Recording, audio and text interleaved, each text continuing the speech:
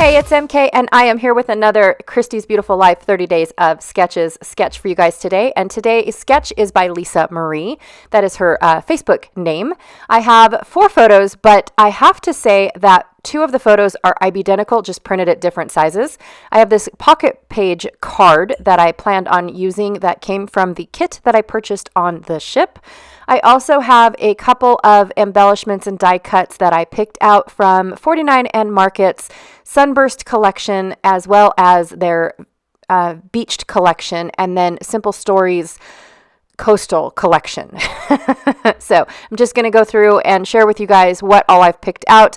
To make it easier for me to decide which pieces I want, I did mix up all of these collections, you guys, because blended together, it makes the choices so much easier. All right, so I've got Flamingo Treasures paper from the Sunburst collection that I plan on using both sides of. I also have this awesome wood grain from the Coastal collection. It's called Sandy Toes, but it's got this awesome wood grain, and then on the other side, this collage print. And then from the give take table at my last retreat, I picked up these Prima Marketing felt alphabets. No clue how old they are, where they're from, nothing. But I thought that they would be a great texture, seeing how this unique structure hanging across the walkway was pretty cool, welcoming you to Chill Island, the portion of Coco Cay that we seemed to have, I would have to say, like, we stayed in that area for quite a bit.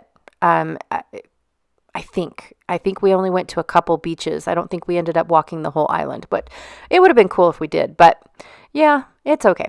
All right, so the first thing I did was cut my pieces in half. Here I'm sharing with you guys that I do have the same picture twice. I just didn't know if I wanted it bigger or not. But I do have to say that I end up chopping them down quite a bit, especially the one that looks like rib cages. That was my favorite design, is walking the pier to get to the island, had like these rib cage looking things, and it was hard to like grasp all of it, but this was my favorite picture out of all of them. And so I thought, you know what, this is perfect. I'm going to cut a couple people off. I like how I can see perfect on one side and Coco Cay on the other. Actually, I think it says perfect day. And then on the other side, it says Coco Cay.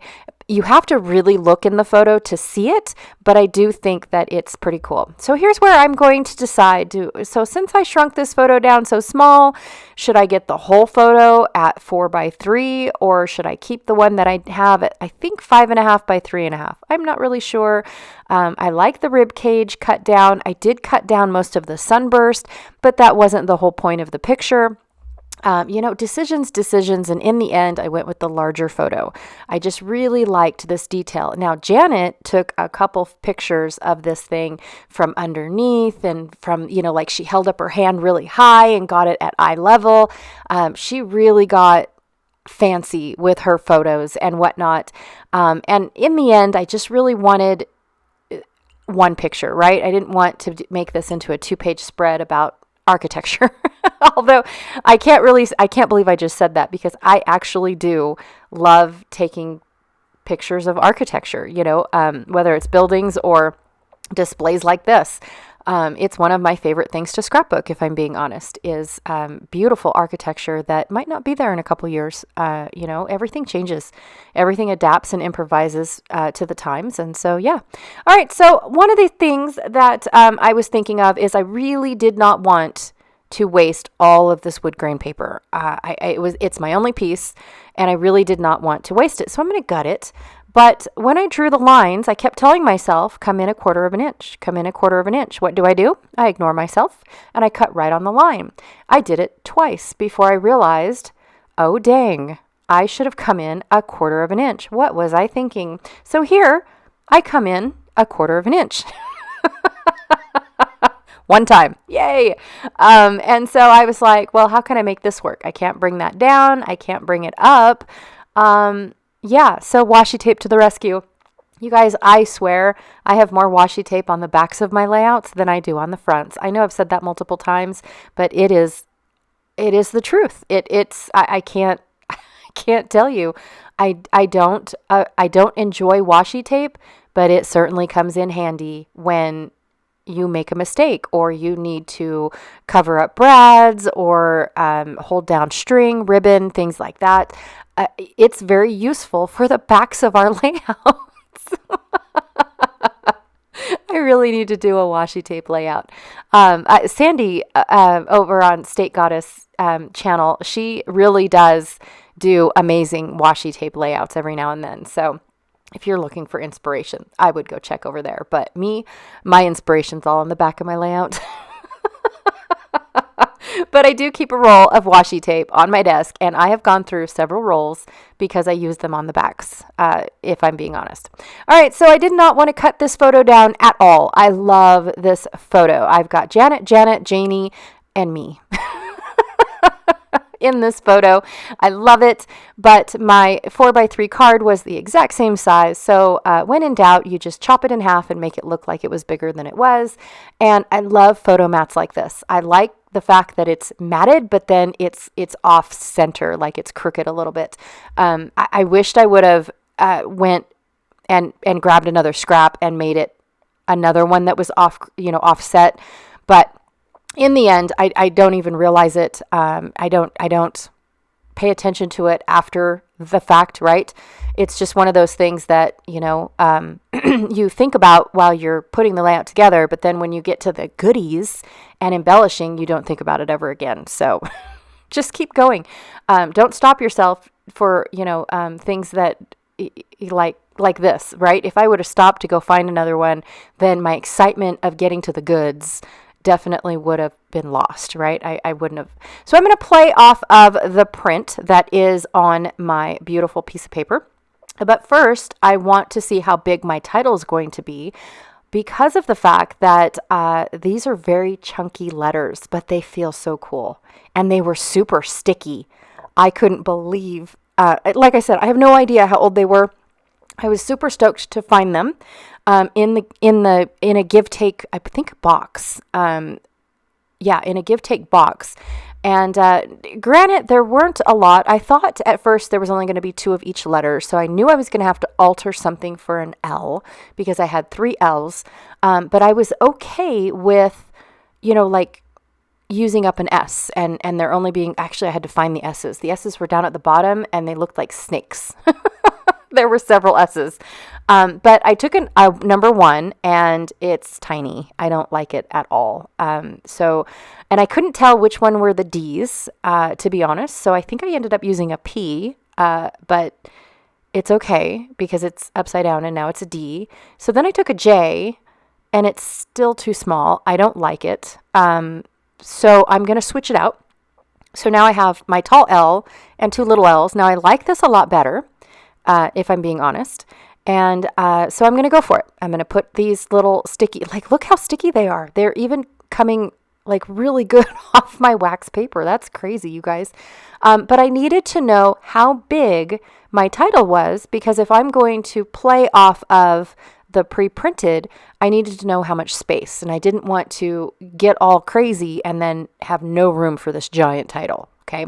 Now, behind, and I don't know why, I think Janet took a front photo that actually says Chill Island. The reason why I didn't pick that photo that Janet shared with me is because, in all honesty, it got lost with all the little dangly bits behind it. So you really had to look at the fact that it said Chill Island. So I just went with these photos, like I said before, and thought that, you know what, I'll title it Chill Island. That's not a big deal. It's okay. I am going to put a little banner piece up at the top because I feel like it's a little bare. I feel like it's missing something up there. And in all honesty, I'm taking Lisa's layout and I'm only doing the left side because I've got my 2 6x4 photos at the horizontal and 1 going vertical. Well, all of mine are horizontal. So I'm taking the vertical and building my cluster around it to make it look larger. And then, of course, I've got my title below like she does. And then she had a cluster up at the top. Well, my cluster didn't go up that high. And so to remedy that, I thought I would put up these banners up at the top. Well, the first pieces that I picked out, they were all monochromatic. And I thought, oh, there's all this color down here and all this vibrancy, and I've got nothing up at the top. It's like, blah. So I took a little bit of greenery and put it up there. I took a bright pink shell and put it up there, and it was perfect. I pulled all of my colors based off of the colors that we are wearing, because you really can't tell that those rib cages, which I don't think are rib cages, but that's what they look like. You really can't tell that they are very vibrant. There is a very vibrant red slide behind these little, they almost look like bells hanging down. I'm not really sure what they were, but they were super cool. But there's a very vibrant slide back there. So I did pull in all this color because there's color in my photos, and I did not want to do a monochromatic layout. So yeah, that is my excuse for bringing in color.